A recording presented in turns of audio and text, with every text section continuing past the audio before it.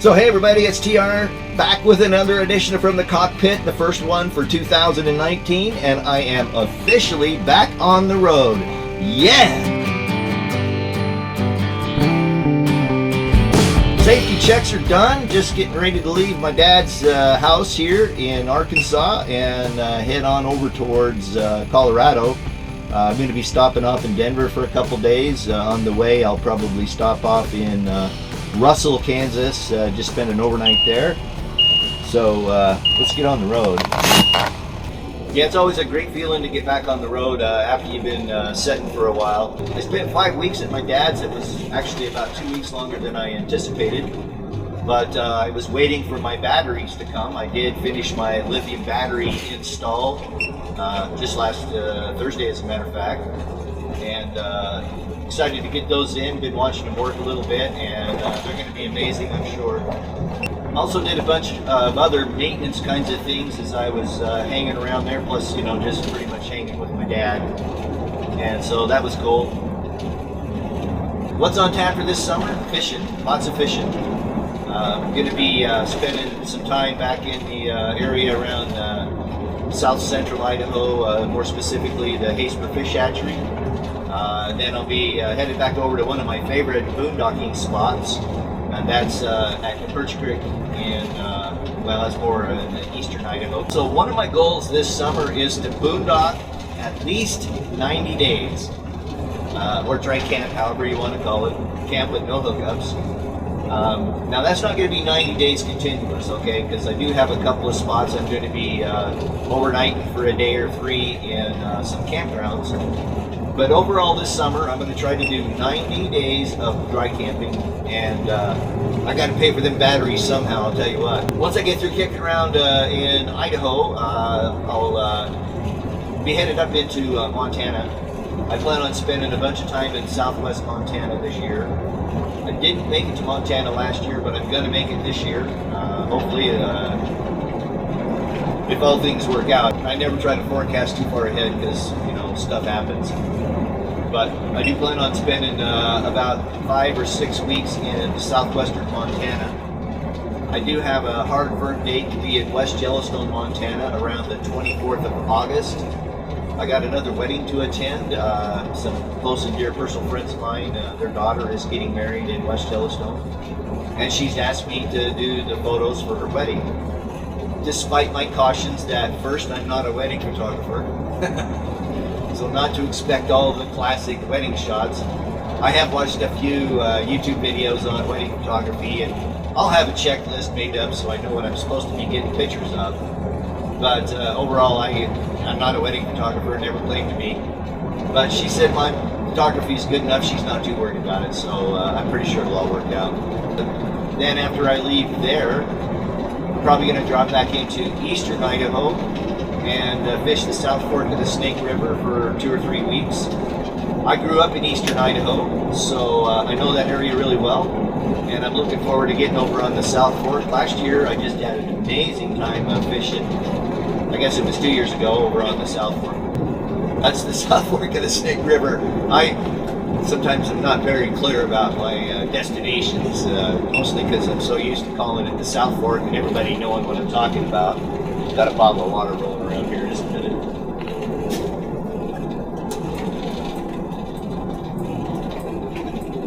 So I'm just getting off of US 62 here, getting ready to turn up onto Highway 65, US 65. That'll take me through Branson, Missouri, and Springfield, Missouri, and then I'll head on over towards Russell, Kansas.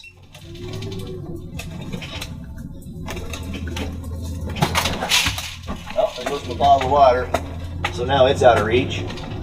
Basically, I'll pick up 135, Interstate 135 at Wichita, and continue my northward migration.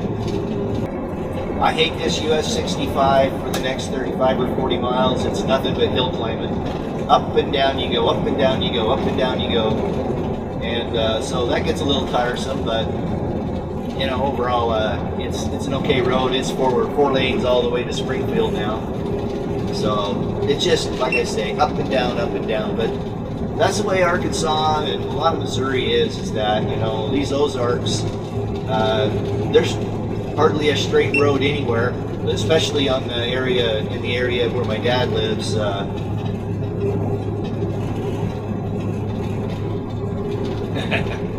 I complain about it to him every time I drive the RV there. I think I'll wrap it up for now. I've got some driving I need to take and pay attention to. So I'll check back in with you in a little while. Well, we're almost to Denver. About a day and a half of pretty solid driving. Overnighted in Russell, Kansas. Not much to say about Russell, Kansas. It was a place to park and recuperate. But yeah, we're coming up on Denver here, but I'm not going to be going into Denver proper.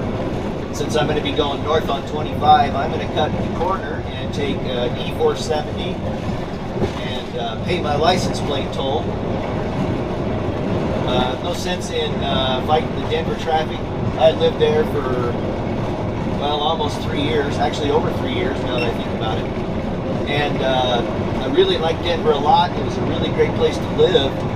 But the traffic in Denver, especially out here on I-70, is just a nightmare.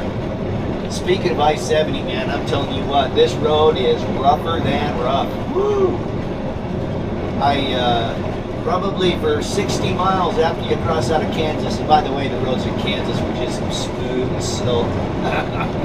Man, you hit the Colorado state line and it was like getting your kidneys beat up. I'm going to have to send the state of Colorado a dental bill for the fillings that got shaken loose, I'm telling you. But just a quick update.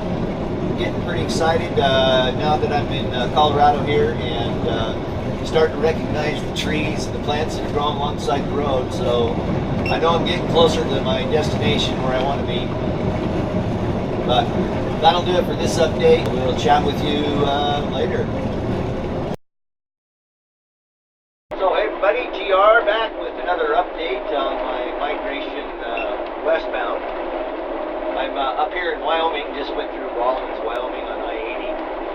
I'm just sitting here thinking, I don't think in memory I can remember ever driving westbound across Wyoming not having a headwind of about 20 miles an hour. And today is no different. Been fighting this headwind really ever since I left Laramie. I cut the corner out of Colorado and took 287 out of Fort Collins, which saves you like probably 80 miles anyway. Yeah, it's a pretty good headwind. I've slowed down quite a bit. I'm only running about 65 right now just because I'm in no hurry and going faster just wastes fuel. So since it has been so windy, I'm probably going to stop in Little America for the night. I could probably push on further, but my arms are kind of tired from fucking this wind. It's a lot of extra work to fight the wind when you're out here on the interstate. So that's probably the plan. Little America's up here in a couple of hours or so, something like that. I'll just overnight there, and then from there I'm headed on up to Blackfoot Reservoir. Good place to hang out for a couple days. I haven't been up there for many years that I can think of. So we'll be checking in with you when we get up to Blackfoot Reservoir. But for now, since it is today windy, and I probably should be paying attention to what I'm doing, I'm going to go ahead and just sign off for now, but we'll check back in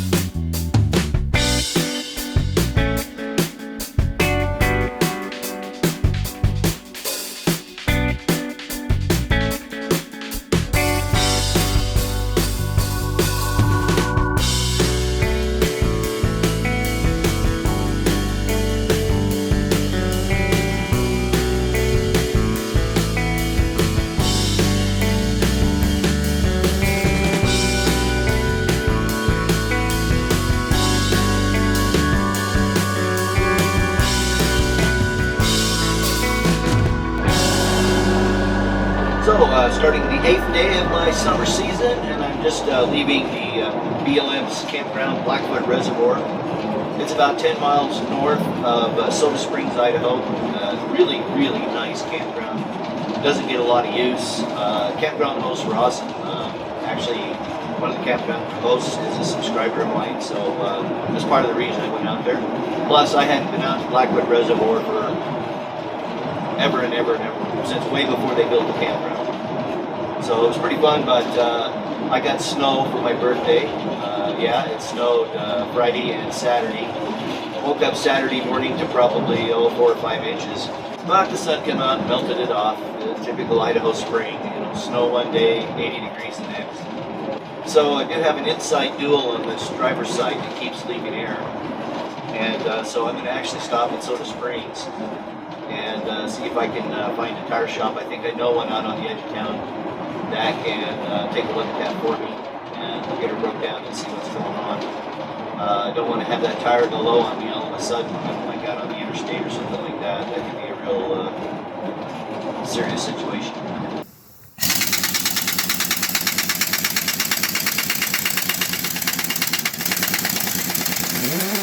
I had a little bit of a problem this morning with the tire when I was leaving my campground for the night. I was able to air it up, but turns out that the valve stem was all messed up on it and it was leaking air. So I stopped here in Soda Springs, Idaho to get that taken care of today. So that's it. A little short hop today, about 65, 70 miles over to Pocatello. And that's where I'll be for the next week or so. Then I'll be headed further west.